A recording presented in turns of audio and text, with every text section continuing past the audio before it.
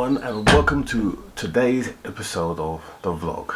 So if you're new to this channel and you haven't seen this episode or this dialogue, you will know that I bought myself a Tesla Model S back in August of last year, put it back on the road, and I've been happily using the car for the last 7 or 8 months. My issue now is, of course, that the car is great for short range journeys, etc. But being able to supercharge a car is part of being able to really fully utilize a car, and because of Tesla's policy of shutting down supercharging on salvage cars, that's not been possible. But at the back end of November of last year, Tesla had introduced a new program that allowed you to bring your car to a Tesla dealer who would then check the car to see if the battery was safe, and if the battery was safe and it passed all the tests that were part of that test, and that includes removing the battery from the car, inspecting the battery, making sure that all the cells are working as they should, Tesla will recertify your car. Now, there is some caveats with that, and that is that if there's any problems relating to the system, like in the case of me with my front louvers that open up to allow additional cooling for the battery, you have to repair that on top of the cost of doing the battery check. And the battery check is around £500 to do, give or take 25 quid. Now, I did it because for the last 7 or 8 months I've not been paying for charging for my vehicle, because my work very generously give us free charging. So about now, the amount of money I would have spent on charging I can now use to put towards the car, and here we are, right up to date. So in the last episode we were putting the original front on the vehicle, because that was one of the things that Tesla wanted to see in order for it to be able to process and do the louver test. The louver test involves them plugging the car up to Toolbox 3, which is the diagnostic software that Tesla use to check their vehicles, and then they will then run a series of tests to see if it passes. Now for me, I know that now both louvers are working in correctly. If you didn't see my last episode when I fitted the standard bumper on there, that was one of the things that I checked. And the check of this is quite easy. On a nice warm day like we've had for the last few days, you turn the AC on, leave the keys in the car, and you should see the front louvers open up fully. My previous bumper, or the previous louver I had, one was doing that fine, the other one was slowing up, and even though it went to Tesla to repair it and they got it working better, they still didn't fix the problem properly, and so the other technician from Winchester refused to submit the paperwork to Tesla. So today is that day, or during the week was that day when we submitted the test. Now when I brought the car to Tesla, I wanted to make sure that they're very clear what I wanted them to do. So watch this clip here. I spoke to service about re-enabling supercharging on my car, and they've told me that the dealership who did the battery check on the car, which is you, needs to complete the process to inform the supercharging team that the car has passed and all remedial work has been completed. Can this please be done, as I spent £1,000 trying to get it sorted and I'm still waiting a month later with no ability to supercharge. Okay. So essentially, when the car was here a few weeks ago, I think your technician looked at the louvers, didn't he? And he said one was out of sync. Yeah. I've subsequently had various conversations with support who have come back and said that the original equipment or the original bumper had to be fitted. That's now back on the car. Yeah. So now I just need this check done. Okay. So as long as that's clear, yeah, that's great. Absolutely fine. Yeah, it's because I remember you had part of it done by us, part of it done by Winchester. Correct. So Winchester did the battery check. Yeah. And it passed the battery check, but they had the query with the louver. Yeah, that's absolutely fine. Bear with me 2 seconds. I'll let them know you're here. Are you waiting with us? No, I'll leave it with you and I'll come back. Yeah, absolutely. No worries at all. I'll let them know you're here. I'll let them know what's going on and we'll get you sorted. Right, so I'll leave the car with you and I'll come back just to let us know. Yeah, we'll notify you in the app as soon as it's ready. Around 3 hours later, I get the following message on my screen, which is about there, telling me that the car is now ready for me to go and collect. That the work is done and that I need to contact, or the supercharging team will be in touch with me to tell me if the car if the car's going to have supercharging re-enabled. Now this is exactly the same situation that I had previously when the car was fixed by Ferndown. So I thought, right, not going to have this. I'm going to go down to the dealership and I'm going to have it out with them. And this is what happened. So I'm at the Tesla dealer, and once again, still some confusion over whether this job is completed. So I've asked to see the technician to see if we can get to the bottom of this, whether they're going to report it to Tesla as fixed, because the invoice says it's fixed, but I want to hear it from the technician himself. So the technician comes out, we have a chat. I explain to him what's been happening with the to and fro-ing, and that there is a disconnect with the technicians and what's been reported back to Tesla. And then there's a disconnect with the customer service as well. So essentially what I was saying to him was, can you please call Winchester, let them know that you are happy with the lubes, and then get them to submit the report in to the supercharging team. So this technician was brilliant. His name was Nick, and he said, I'm going to do something even better than that. What I'm going to do, I'm going to get all three on a conversation, and then we're going to get this resolved for you one way or another. So he disappears and leaves me for around 15 to 20 minutes while I waited for them to come back. And then finally he came back and gave me this news. So hopefully you can hear me over the din of the fans going in the car, but I've just got back. I'm at the Tesla dealership now in Ferndown in Bournemouth. Just got off with the a call with all the Tesla dealers that have been involved in my car, and they all now have agreed that the car should be able to go back on the Supercharging network. They also got customer service on the call, so we should be good to go. They're telling me now that the car has been enabled for supercharging. I'm going to test that. I'm going to go to my local. I don't have a Tesla supercharger in for Ferndown. The nearest one is in Bournemouth, but I'm going to test that tonight by going to a public supercharger and seeing if the car will supercharge. And if it does, happy days. If not, I'll be on the phone to customer service. But in terms of all the issues of the car now, they have now all been fixed, and this car now has supercharging enabled. So we will see. I didn't test the car that evening. I just ran out of time. But the next day I was planning to do an epic trip. I had a couple of trips I had to do this week. One up to Manchester and one up to Bedfordshire. So had to get up stupid o'clock in the morning for both of these trips. No time at the present. So instead of hiring a car, I took the Tesla to Bedford, and it meant me having to leave really early because I had to leave a contingency time to allow me to be able to charge the car using a standard charger if supercharging didn't work. So here we go. Okay, it's 4:06 in the morning. It's relatively dark. I am on my epic journey. First time in the Tesla to do distance journeying to test supercharging.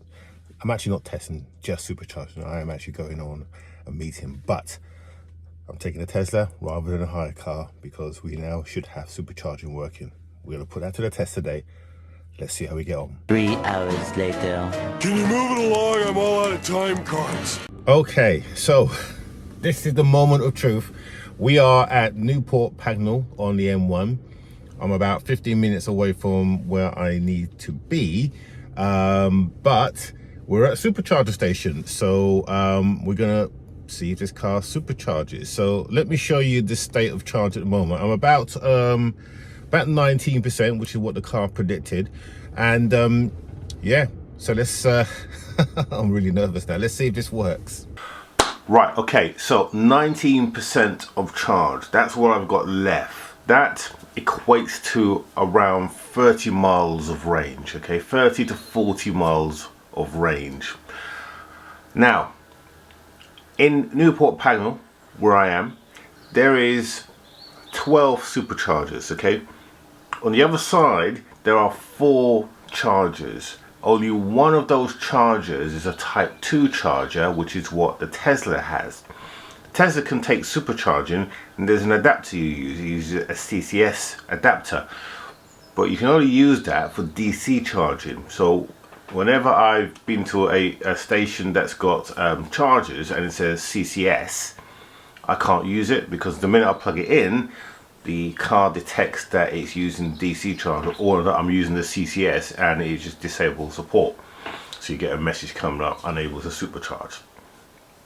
So I'm going to be in trouble here because I'm going to be late for my appointment, because if I have to go onto the Type 2 charger, the ones at work that we have, they're about 32 amps, and that takes around 2.5 to 3 hours to do a charge from 20% to 90%. And I needed to get it to 90% to make sure that I can get all the way back home without stopping again, because the trouble is there's not a lot of Type 2 chargers around. Most of them have converted to CCS, so finding them means going off the beaten track to find ones, and the only ones that have worked successfully for me so far have been the BP ones, and they ain't cheap either.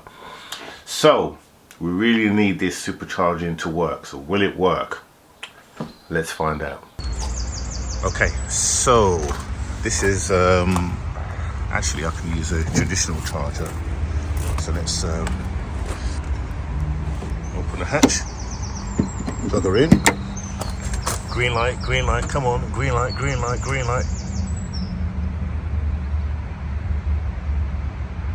Green light, come on. Okay, so at this moment I'm panicking, because this is taking a lot longer than the charger at work or my charger at home. Normally it flashes for about 2-3 seconds, bang, goes to green. But this is taking its time. So as you can imagine, I'm really nervous. It's thinking about it. It's thinking about it.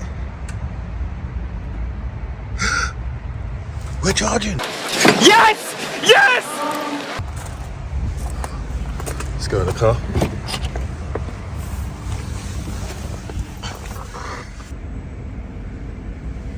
And there you have it, folks. We are charging. Not only are we charging, we are supercharging according to the dashboard. Fantastic. So it's worked. All the effort. We can now supercharge. I am so pleased. It works. What a relief. I can't tell you how euphoric that moment was, because there was so much hanging on this. Not only if it didn't work would I have to go and find a Type 2 charger, which was full anyway. There was about 3 or 4 cars on there already. The Tesla parking bays, 12 chargers. I was the only one there. That's how good the Tesla network. It is by far the best charging network in the UK, and that's one of the reasons why I wanted to be able to use it. So of course the car's now charging. I decided, you know what, I'm gonna go and get me a Starbucks, go to the toilet, watch the cars go by at the service station. So that's what I go and do. I then come back to the car about 40 minutes, and this is what I find.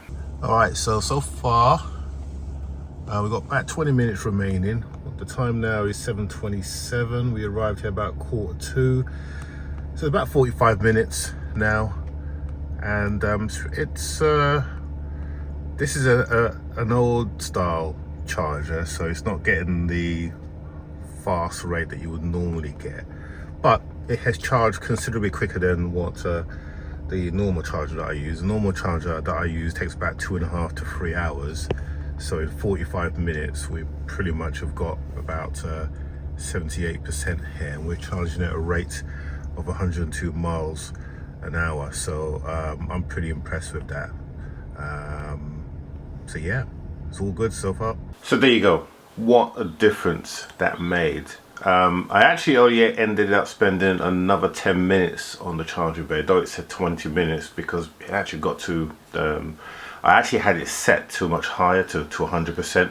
Didn't need 100%, so I lowered it down. Of course it took 10 minutes to get to where I was, so that in total an hour to charge from 19% to 90%, and that is well, saved me 2 hours in waiting time in comparison to the 32 kilowatt that I had. And I think that if I was using one of the newer chargers, it would be a lot faster. Plus I was using the Type 2 connector. Whether the CCS connector is better, don't know. But what I can tell you is that the great thing about the Tesla network is that normally you wouldn't sit at a charger for that length of time. I did it because I had to go to another appointment and I wouldn't have had time to charge in between. But the great thing about Tesla is that when you put the navigation, or when you put the destination in the map, it will work out where all the chargers are en route, and it will basically schedule your stops, so you actually will spend less time at each of the chargers, because it will basically give you enough plus a contingency to get to the next, and then so on and so forth. So rather than driving a whole load of miles and then doing a whole length of time charging, it will do a shorter charge and then take it to your next destination, which is what I saw when I went to Manchester. So so I literally ended up spending like 20 minutes, which is enough for a toilet stop and a quick coffee, which is really good. And yeah, fantastic. I even, on the way back from that trip you saw, on the way back I went through Heathrow. There's a Hilton hotel.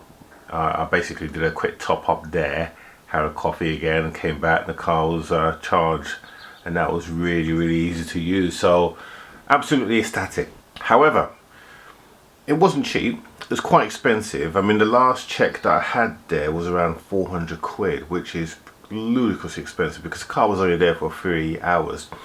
But this car, the benefit of me getting supercharging turned on in there, well, there's two reasons. I can now use a public charger, and I've used some public chargers just to test it, and it works just fine. They're not as fast as the Teslas, 50 kilowatts in most cases, but I can use it in the event that I can't find a Tesla charger close by. So that's a win for me. The best benefit for me, supercharging is free. So those two journeys that I did, the first one was around £35. That's what it would have charged me, but the app shows me that my supercharging was free.